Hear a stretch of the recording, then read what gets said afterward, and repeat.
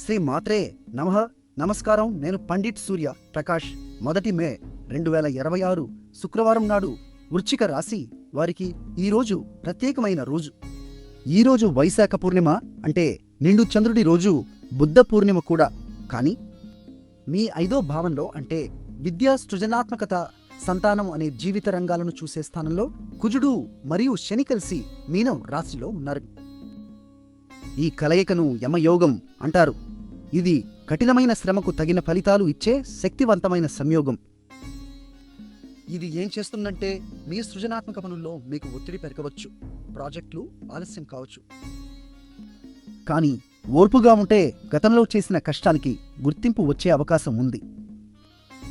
విద్యార్థులకు ఈరోజు చదువుపై దృష్టి పెట్టడం కష్టంగా అనిపించినా క్రమశిక్షణతో కొనసాగిస్తే మంచి ఫలితాలు వస్తాయి. ఆర్థిక విషయాల్లో ఊహాగానాలు అంటే షేర్లు, లాటరీ వంటి రిస్క్ పెట్టుబడులు ఈరోజు పనికిరావు. జాగ్రత్తగా ఉండండి. మీ అదృష్ట సంఖ్య 7 మరియు ఎరుపు రంగు ధరిస్తే ఈ రోజు మీకు ధైర్యం పెరుగుతుంది.